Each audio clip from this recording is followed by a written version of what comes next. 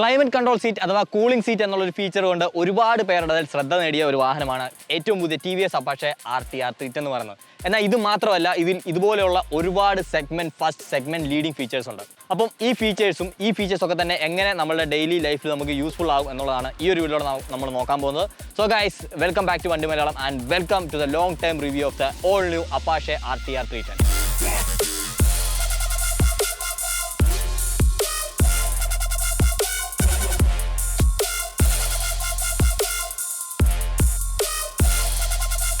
So we are going to start with the design. ഈ ഒരു design നിങ്ങൾ camera കണ്ടാലും നേരിട്ട് കണ്ടാലും സ്റ്റാൻഡ് ഔട്ട് ചെയ്യുന്ന രീതിക്കാണ് TVS ചെയ്തിരിക്കുന്നത്. അത് നിങ്ങൾ ഈ ഒരു വാഹനമായിട്ട് എവിടെ പോയാലും പ്രായഭേദമന്യേ എല്ലാവരും ഈ ഒരു വാഹനത്തെ നോക്കുന്നത് കാണുമ്പോൾ മനസ്സിലാവുന്നതായിരിക്കും. കാരണം ഈ ഒരു വാഹനമായിട്ട് ഓടിച്ചു പോകുന്ന സമയത്തൊക്കെ തന്നെ ഒരുപാട് അറ്റൻഷൻ ഗ്രാബിംഗ് ആയിട്ടുള്ളൊരു ഡിസൈനായിട്ട് എനിക്ക് തോന്നി. പലർക്കും ഇത് ഏതാണ് വണ്ടി എന്ന് പോലും അറിയാണ്ട് നോക്കുന്നവരുണ്ട്. പലരും ഇത് RTR 310 അല്ലേ എന്നുള്ള രീതിക്ക് നോക്കുന്നവരുണ്ട്. ചിലർ ഇതിൻ്റെ ഡിസൈൻ കണ്ടിട്ട് ഇത് ഏതോ വലിയ ബൈക്കാണ് എന്നുള്ള രീതിക്ക് നോക്കുന്നവരുണ്ട്. സോ അങ്ങനെ ഒരു മൾട്ടിപ്പിൾ റിയാക്ഷൻസ് ആയിരിക്കും നിങ്ങൾക്ക് ഈ ഒരു വാഹനമായിട്ട് പുറത്തേക്ക് ഇറങ്ങിയാൽ കിട്ടാൻ പോകുന്നത്. എസ്തെറ്റിക്കലി മാത്രമല്ല പ്രാക്ടിക്കലിയും ഒരു അടിപൊളി ഡിസൈനാണിത്. കാരണം ഇതിൻ്റെ മാസ് സെൻട്രലൈസേഷൻ വന്നിരിക്കുന്നത് ഫോർവേഡ് ആയിട്ടാണ്. അതുകൊണ്ട് തന്നെ ഒരു ലൈറ്റ് ടെയിലിന് നമുക്ക് കിട്ടുന്നുണ്ട്.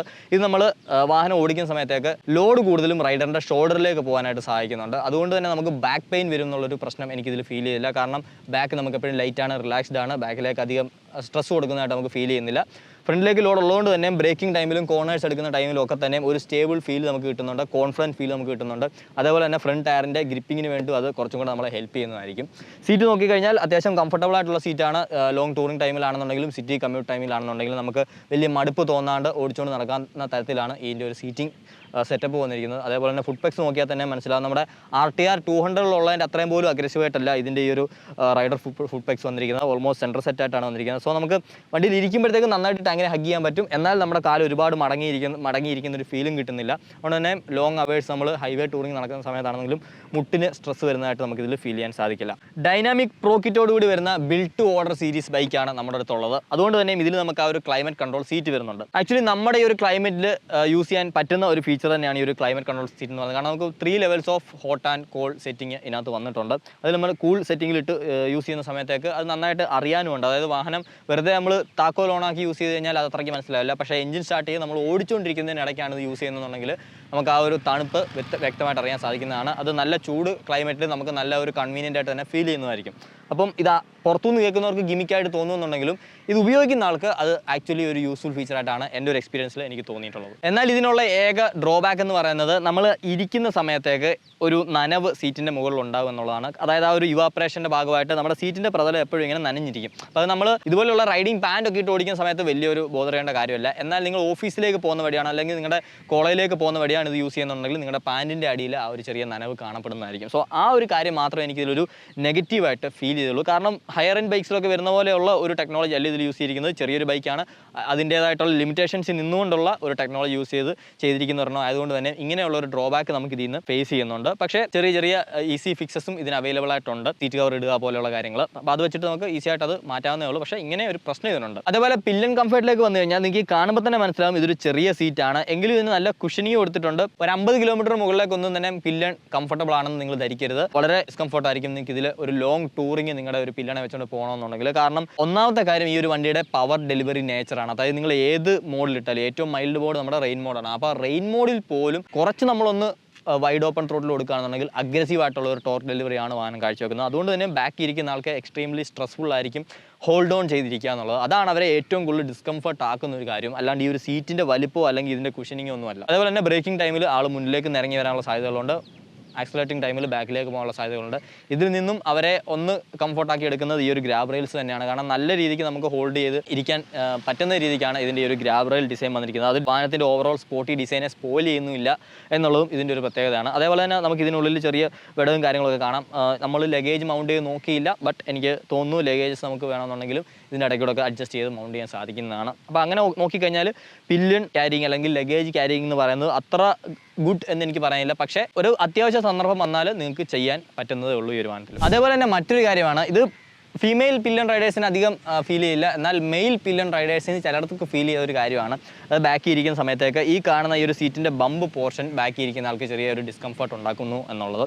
പിന്നെ ഞാൻ നേരത്തെ പറഞ്ഞാൽ ആ ബ്രേക്കിംഗ് ടൈമിൽ മുന്നോട്ട് വരലും പുറകോട്ട് വരലും ആകുമ്പോഴത്തേക്ക് അവരുടെ കാര്യത്തിൽ ഏകദേശം തീരുമാനമാവും. അപ്പം ആ ഒരു കാര്യം കൂടെ നിങ്ങൾ ശ്രദ്ധിച്ചോളൂ. അത് എപ്പോഴും വരുന്നില്ല, ചില ഡ്രസ്സുകൾ ഇടുമ്പോൾ ചില ആളുകൾക്ക് ചില റൈഡിങ് സിറ്റുവേഷൻസിൽ മാത്രം അനുഭവപ്പെടുന്ന ഒരു കാര്യമാണ്. അത് വലിയൊരു കാര്യമായിട്ട് നിങ്ങൾ എടുക്കേണ്ട ആവശ്യമില്ല. പക്ഷേ നമ്മുടെ ശ്രദ്ധയപ്പെട്ടപ്പോൾ ഒന്ന് കാണിച്ചു എന്നേ ഉള്ളൂ. അല്ലാത്ത പക്ഷം നിങ്ങൾക്ക് നേരത്തെ പറഞ്ഞാൽ ഒരു 50 കിലോമീറ്ററൊക്കെ ആരെ വേണമെങ്കിലും വെച്ചുകൊണ്ട് പോകാം. എന്ന് പറഞ്ഞ് പ്രായമായാലും ഒന്ന് വലിച്ചു കയറ്റാൻ നിൽക്കരുത്. ഡബിൾ സൈഡ് ഇരിക്കാൻ മാത്രമേ ഇതിനെ കൊണ്ട് പറ്റുള്ളൂ. അമ്മമാരെ വെക്കാൻ പറ്റുമോ എന്നുള്ളൊരു കമൻറ്റിൻ്റെ ആവശ്യമില്ല. അമ്മമാരെ നിങ്ങൾക്ക് ഇതിൽ വെക്കാൻ പറ്റില്ല. വെക്കുകയാണെങ്കിൽ തന്നെ നിങ്ങൾ ഡബിൾ സൈഡ് ഇരിക്കുന്ന ആളുകളെ തന്നെ വേണം വെക്കാനായിട്ട്. സിംഗിൾ സൈഡ് നിങ്ങൾ ആലോചിക്കുക വേണ്ട. അത് എക്സ്ട്രീംലി ഡേഞ്ചറസ് ആണ്, എക്സ്ട്രീംലി അൺകംഫർട്ടബിൾ ആണ്. ഇനി കംഫർട്ട് ആൻഡ് ഹാൻഡ്ലിംഗ് നോക്കുകയാണെന്നുണ്ടെങ്കിൽ നമുക്ക് സസ്പെൻഷനായിട്ട് ഈ ഒരു വാഹനത്തിൽ വന്നിരിക്കുന്നത് 43mm KYB USD ഫോർക്സ് ആണ്. അതും ഗോൾഡൻ ഷെയ്ഡിലാണ് ഫ്രണ്ട് ഫോർക്സ് വന്നിരിക്കുന്നത്. ബാക്കിൽ നമുക്ക് 10 സ്റ്റെപ്പ് പ്രീലോഡ് അഡ്ജസ്റ്റബിൾ ആയിട്ടുള്ള മോണോ ഷോക്ക് ഉണ്ട്. അതും KYBയുടെ ഭാഗത്തുനിന്ന് തന്നെയാണ്. കയാബ എന്ന് പറയുന്ന ഒരു പ്രീമിയം ബ്രാൻഡിൻ്റെയാണ് സസ്പെൻഷൻ കിട്ടിയിരിക്കുന്നത്. BTO വെർഷൻ ആരെങ്കിലും എടുക്കാൻ പ്ലാൻ ചെയ്യുന്നുണ്ടെങ്കിൽ നിങ്ങൾ തീർച്ചയായിട്ടും ഡൈനാമിക് കിറ്റ് എടുത്തിരിക്കണം എന്നാണ് എൻ്റെ ഒരു അഭിപ്രായം. കാരണം ഇപ്പോൾ ഈ ഒരു വാഹനം BTO ആണെങ്കിൽ കൂടി ഇതിൽ ഡൈനാമിക് പ്രോ മാത്രമേ ഇൻസ്റ്റാൾ ചെയ്തിട്ടുള്ളൂ. അതായത് നമ്മുടെ 6 ആക്സിസ് IMUയും ഇലക്ട്രോണിക് എയ്ഡ്സും ഒക്കെ വരുന്ന കൂളിംഗ് സീറ്റൊക്കെ വരുന്ന ആ ഒരു കിറ്റ്. പക്ഷേ ഈ ഒരു വാഹനത്തിൽ എനിക്ക് ഏറ്റവും കൂടുതലായിട്ട് മിസ് ചെയ്തത് അഡ്ജസ്റ്റബിൾ സസ്പെൻഷനാണ്. അതായത് ഈ ഒരു സസ്പെൻഷൻ കുഴപ്പമുണ്ടെന്നല്ല ഞാൻ പറയുന്നത്. ഈ ഒരു സസ്പെൻഷൻ വളരെ കംഫർട്ടബിൾ സെറ്റിങ്ങിൽ വന്നിരിക്കുന്ന സസ്പെൻഷനാണ്. അതായത് ഇതുപോലുള്ളൊരു naked street fighter performance motorcycle എടുക്കുകയാണെന്നുണ്ടെങ്കിൽ അതിൽ കിട്ടാവുന്നതിൽ വെച്ച് one of the most comfortable സെറ്റിംഗ്സിൽ നിന്ന് തന്നെ ഞാൻ ഈ ഒരു സസ്പെൻഷനെ പറയും, ഈ ഒരു സ്റ്റോക്ക് സസ്പെൻഷൻ. കാരണം ബമ്പി റോഡ്സിലൂടെ പോകുന്ന സമയത്തായിക്കോട്ടെ, നിങ്ങൾ പില്ലണെ വെച്ചുകൊണ്ട് പോകുന്ന സമയത്തായിക്കോട്ടെ, നിങ്ങൾ ഒറ്റയ്ക്ക് റൈഡ് ചെയ്യുന്ന സമയത്തായിക്കോട്ടെ, നല്ല റൈഡിങ് കംഫർട്ട് പ്രൊവൈഡ് ചെയ്യാനായിട്ട് ഈ ഒരു സസ്പെൻഷൻ പെട്ട് പറ്റുന്നുണ്ട്. പക്ഷേ ഇതിൻ്റെ ഒരു ഫ്ലോ എനിക്ക് തോന്നുന്നത്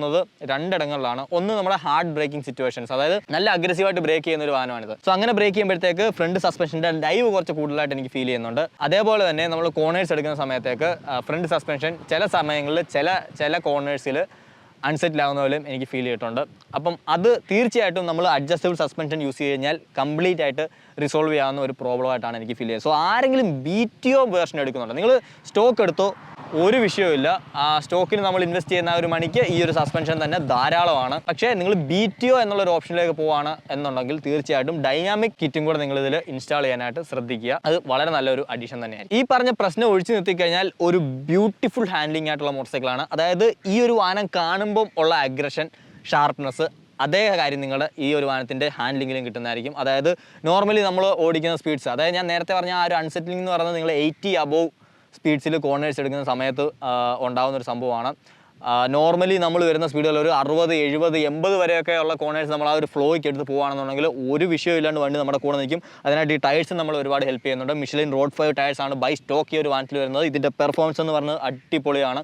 ഈ ഒരു വാഹനത്തിൽ നിങ്ങൾ ഇത് മാറ്റുകയാണെങ്കിൽ തന്നെയും ഇതിന് മുകളിലേക്കുള്ള ഏതെങ്കിലും ടയറോ ഇടാനേ ഞാൻ റെക്കമെൻഡ് ചെയ്യുള്ളൂ. ഇതിന് താഴേക്കുള്ളൊരു ടയർ ഒരിക്കലും ഇതിൻ്റെ പെർഫോമൻസുമായിട്ട് നിങ്ങൾക്ക് മാച്ച് ചെയ്യുന്നതായിട്ട് ഫീൽ ചെയ്യില്ല. അത്രയ്ക്ക് പെർഫെക്റ്റ് ആയിട്ടാണ് ഈ ഒരു ടയർ പെർഫോം ചെയ്യുന്നത്. സെഗ്മെൻറ്റിൽ തന്നെ നമുക്ക് കിട്ടാവുന്നതിൽ വെച്ച് one of the best breaking units ആണ് ഈ ഒരു വാഹനത്തിൽ കൊടുത്തിരിക്കുന്നത്. അത് ആ ഒരു ബ്രേക്കിംഗ് ടൈമിൽ നമുക്ക് നന്നായിട്ട് മനസ്സിലാവുകയും ചെയ്യുന്നതായിരിക്കും. അതായത് നമുക്ക് ഇനിഷ്യൽ ബൈറ്റ് ആയിക്കോട്ടെ, സ്റ്റോപ്പിംഗ് പവർ ആയിക്കോട്ടെ, നല്ല രീതിക്ക് പ്രൊവൈഡ് ചെയ്യുന്ന ഒരു വാഹനമാണിത്. പോരാത്തതിന് നമുക്ക് 5 റൈഡിംഗ് മോഡ്സും കൂടെ വരുന്നുണ്ട്. സോ ഈ 5 റൈഡിംഗ് മോഡ്സിൽ നമുക്ക് റെയിനിലും അർബനിലും സ്പോർട്ടിലും ഒക്കെ തന്നെ ഈ ഒരു ABS കാലിബ്രേഷൻ്റെ അല്ലെങ്കിൽ ABS ഇൻട്രൂഷൻ്റെ ഡിഫറൻസ് വ്യക്തമായിട്ട് മനസ്സിലാക്കാൻ സാധിക്കുന്നതാണ്. റെയിൻ മോഡിൽ നല്ല അഗ്രസീവായിട്ട് അല്ലെങ്കിൽ നല്ല ഇൻട്രൂസീവായിട്ടുള്ള ഒരു ABS കിക്കിനാണ് സംഭവിക്കുന്നത്. ചെറിയ ഹാർഡ് ബ്രേക്കിംഗ് ടൈമിൽ പോലും പെട്ടെന്ന് ABS കിക്കിൻ ആവുന്നതുകൊണ്ട് മാക്സിമം നമ്മളെ സേഫായിട്ട് കൊണ്ടുപോകാനായിട്ട് അത് സഹായിക്കുന്നുണ്ട്. മാത്രമല്ല ഈ ഒരു BTO വെർഷനിൽ നമുക്ക് 6 ആക്സിസ് IMU വരുന്നുണ്ട്. അതുകൊണ്ട് തന്നെ cornering ABS, cornering traction control and cornering cruise control പോലെയുള്ള ഫീച്ചേഴ്സും വരുന്നുണ്ട്. സോ അഡീഷണൽ സേഫ്റ്റി ഫീച്ചേഴ്സായിട്ട് അതും ആക്ട് ചെയ്യുന്നുണ്ട്. സൂപ്പർ മോട്ടോ മോഡിലാണെന്നുണ്ടെങ്കിൽ ബാക്ക് ABS നമുക്ക് കംപ്ലീറ്റ്ലി ഡിസെൻഗേജ് ചെയ്യാൻ സാധിക്കുന്നതാണ്.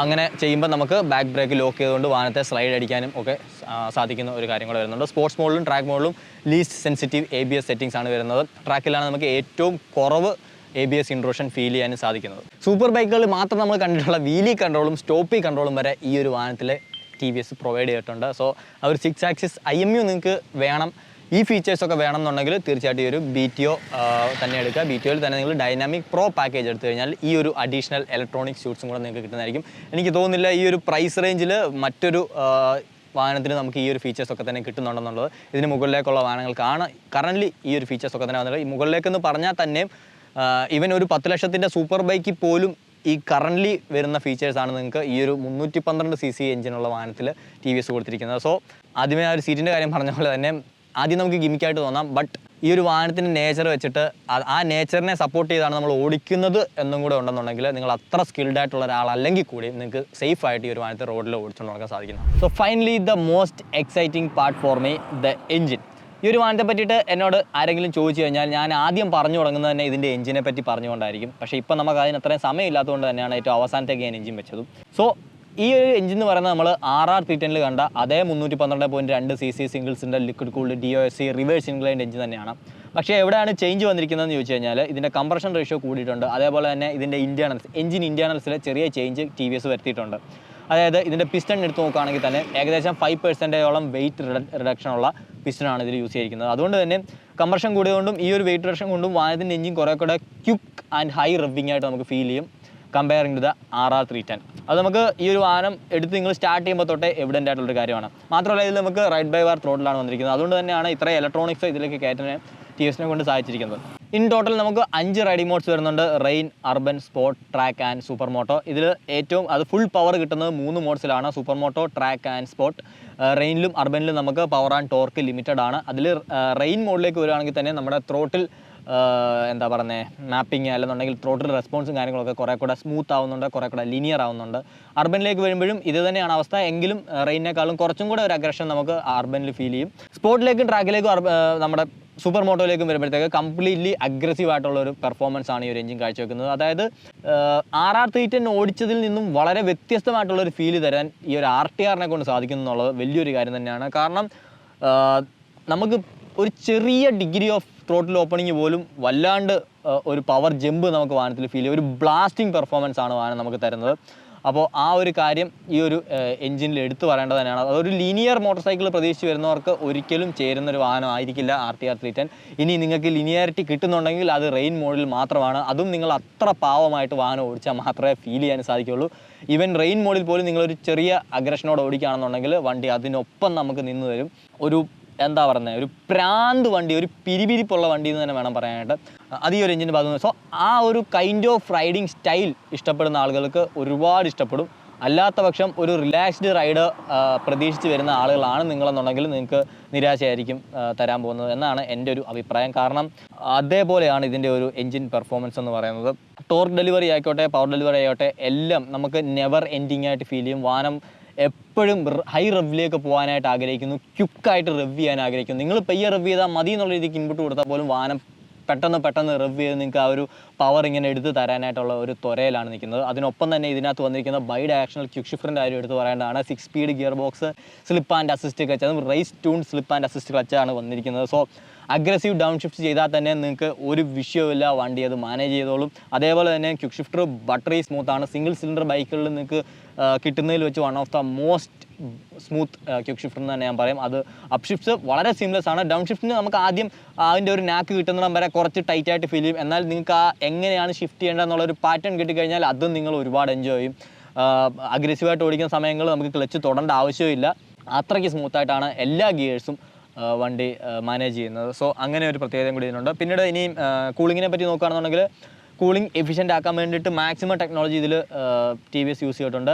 ഇനി എഞ്ചിൻ ഹീറ്റ് ആയാൽ തന്നെയും ആ ഒരു ഹീറ്റ് ഫ്ലോ വരുന്നത് നമ്മുടെ ഭാഗത്തേക്കാണ്. റൈഡറിൻ്റെ ഒരു തുടയുടെ അടിയിലായിട്ടാണ് നമുക്കത് മെയിനായിട്ട് ഫീൽ ചെയ്യുന്നത്. ഇതുപോലുള്ള റൈഡിങ് പാൻറ്റ് യൂസ് ചെയ്യുന്ന സമയത്ത് എനിക്ക് അധികം അത് ഫീൽ ചെയ്യില്ല. ബട്ട് നിങ്ങൾ നോർമൽ ട്രൗസേഴ്സോ ജീൻസോ ആണ് യൂസ് ചെയ്യുന്നതെന്നുണ്ടെങ്കിൽ തീർച്ചയായിട്ടും ആ ഒരു ചൂട് നമുക്ക് ഫീൽ ചെയ്യാൻ സാധിക്കുന്നതാണ്.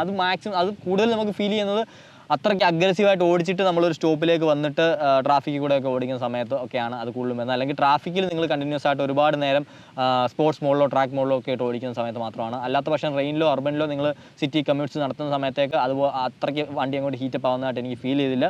വളരെ റെയറായിട്ട് മാത്രമേ വണ്ടി ഓവർ ഹീറ്റ് ആവുന്ന പോലെ നമുക്ക് ഫീൽ ചെയ്യുകയുള്ളൂ. അത് നമുക്ക് മീറ്ററിൽ അറിയാൻ സാധിക്കും. അതായത് ഹീറ്റ് ഒരു പരിധിക്ക് കൂടുതൽ വരുമ്പോഴത്തേക്ക് ഫാൻ ഓൺ ആവുന്നതിന് ഇൻഡിക്കേഷൻ കാര്യങ്ങളൊക്കെ തന്നെ നമുക്ക് മീറ്ററിൽ കാണിച്ചിരുന്നു. സോ വളരെ അഡ്വാൻസ്ഡ് ആയിട്ടുള്ളൊരു മീറ്റർ കൂടിയാണ് ഈ ഒരു വാഹനത്തിൽ വന്നിരിക്കുന്നത്. ഇനി മൈലേജിൻ്റെ ഭാഗത്തേക്ക് പോകുകയാണെന്നുണ്ടെങ്കിൽ നോർമൽ കമ്മ്യൂട്ടിങ്സ്, നമ്മുടെ നാട്ടുമ്പുറത്തുള്ള റോഡുകളിൽ ചെറിയ സിറ്റി യൂസ്, ഹൈവേ യൂസ് എല്ലാം കൂടെ വെച്ചിട്ട് നമുക്ക് ഏകദേശം ഒരു 30 km/ലിറ്റർ ആണ് ഇതിൻ്റെ ആവറേജ് മൈലേജ് കിട്ടിയിട്ടുള്ളത്. അഗ്രസീവ് യൂസിൽ നമുക്ക് ഒരു 25 എന്നുള്ളൊരു ആവറേജ് മൈലേജാണ് കിട്ടുന്നത്. ഇനി നിങ്ങൾ ഹൈവേ ക്രൂസിംഗ് ടൈമിൽ ഏകദേശം 35 അല്ലെങ്കിൽ അതിന് അബോ കിട്ടാനായിട്ട് ചാൻസ് ഉണ്ട്. ഒരു 35-36 ഒക്കെയാണ് നമുക്ക് കിട്ടിയ ഒരു ഫിഗർ എന്ന് പറയുന്നത്. സോ ക്രൂസ് കൺട്രോൾ ഉള്ളതുകൊണ്ട് തന്നെ നമുക്ക് ക്രൂസിലൊക്കെ ഇട്ട് ഓടിച്ചു കഴിഞ്ഞാൽ അത്യാവശ്യം നല്ല ഫ്യൂൽ എഫിഷ്യൻ്റ് ആയിട്ട് തന്നെ ഹൈവേയിൽ യൂസ് ചെയ്യാൻ സാധിക്കും. അത് ഹൈവേയിൽ ക്രൂസ് കൺട്രോൾ ഉപയോഗിക്കാനും വളരെ അടിപൊളിയാണ്. കാരണം എപ്പോഴും നമ്മൾ ത്രോട്ടിൽ പിൻ ചെയ്ത് ഇരിക്കേണ്ട കാര്യമില്ല. ക്രൂസ് കൺട്രോൾ സെറ്റ് ചെയ്യുക, നിങ്ങൾ അതിനെപ്പറ്റി മറന്നേക്കുക. പിന്നീട് എവിടെയെങ്കിലും സ്റ്റോപ്പ് വരുന്ന സമയത്തേക്ക് ഒന്നീ ബ്രേക്ക് അല്ലെന്നുണ്ടെങ്കിൽ ത്രോട്ടിൽ തന്നെ നിങ്ങൾ ഫോർവേഡ് റോൾ ചെയ്ത് കഴിഞ്ഞാൽ ക്രൂസ് കൺട്രോൾ പോസ് ആവുന്നതായിരിക്കും. പിന്നീട് നിങ്ങളുടെ ആ ഒരു ഹോൾട്ട് എന്താണോ അത് കഴിഞ്ഞിട്ട് വീണ്ടും ആക്ടിവേറ്റ് ചെയ്ത് കഴിഞ്ഞ് സീംലെസ് ആയിട്ട് ഉപയോഗിക്കാവുന്നതാണ്. അപ്പം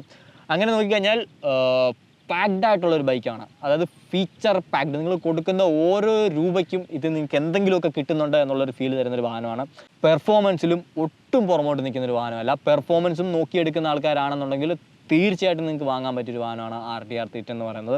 സിംഗിൾ സിലിണ്ടറിലെ മോസ്റ്റ് പെർഫോമിംഗ് ബൈക്ക് എന്ന് പറയാൻ സാധിക്കില്ലെന്നുണ്ടെങ്കിലും അതിൻ്റെ ഒരു സ്റ്റെപ്പ് താഴെ നിൽക്കുന്ന ബൈക്ക് എന്ന് തന്നെ നമുക്കിതിനെ പറയാൻ സാധിക്കും. അല്ലെങ്കിൽ അതിനോട് തോൾ ചേർന്ന് നിൽക്കാൻ കേപ്പബിൾ ആയിട്ടുള്ള ഒരു ബൈക്ക് എന്ന് വേണമെങ്കിൽ നമുക്കിതിനെ വിശേഷിപ്പിക്കാൻ സാധിക്കുന്നതാണ്. വളരെ ലൈറ്റ് ആയിട്ടുള്ള ഹാൻഡ്ലിങ്, വളരെ ഷാർപ്പായിട്ടുള്ള handling, good brakes, comfortable daily usage, അതുപോലെ തന്നെ ഹൈവേയിലാണെങ്കിലും ഫണ്ണാണ്, സിറ്റിയിലാണെങ്കിൽ അതിലും ഫണ്ണാണ്. കാരണം ഇത്രയും വെയിറ്റ് കുറവുള്ളതുകൊണ്ട്, ഇത്രയും പെപ്പി ആയിട്ടുള്ള എഞ്ചിൻ ആയതുകൊണ്ട് നിങ്ങൾക്ക് ഏത് ഗിയറിലേക്ക് ഇട്ട് വേണമെങ്കിലും ചുമ്മാ ത്രോട്ടിൽ ഓപ്പൺ ചെയ്ത് കഴിഞ്ഞാൽ ആ ഒരു എക്സോസ്റ്റ് നോട്ടും ആ വാഹനത്തിൻ്റെ പവർ ഡെലിവറി എല്ലാം കൂടി ചാടി വണ്ടി നിൽക്കും.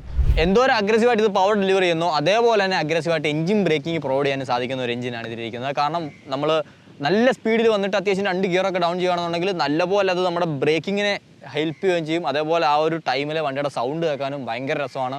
നല്ല അഗ്രസീവ് ആൻഡ് ആംഗ്രി സൗണ്ടിങ് ആയിട്ടുള്ള ഒരു എഞ്ചിനും എക്സോസ്റ്റും കൂടിയാണ്. ഇതിൻ്റെ എക്സോസ്റ്റിൻ്റെ കാര്യം പറഞ്ഞപ്പോഴാണ് എഞ്ചിനിൽ അവർ റീവർക്ക് ചെയ്ത പോലെ തന്നെ ഇതിൻ്റെ എക്സോസ്റ്റിന് റീവർക്ക് ചെയ്തിട്ടുണ്ട്. കാരണം RR 310 ആ ഒരു എക്സോസ്റ്റ് നോട്ടിനെ പറ്റിയിട്ട് പലർക്കും ഒരു മിക്സഡ് ഒപ്പീനിയൻ ആയിരുന്നു. ചിലർക്ക് അത് ഇഷ്ടപ്പെട്ടു, ചിലർക്ക് അത് ഇഷ്ടപ്പെടില്ല. അപ്പോൾ അതിനെ കുറച്ചും കൂടെ ഒന്ന് സ്പോർട്ടിയർ ആക്കാനായിട്ട്, സ്മൂത്ത് ഔട്ട് ആക്കാനും വേണ്ടി ഇതിൻ്റെ ഈ ഒരു എക്സോസ്റ്റ് ഇൻറ്റേർണൽസിൽ ഒരുപാട് എഞ്ചിനീയറിങ് TVS വീണ്ടും ചെയ്തിട്ടുണ്ട്.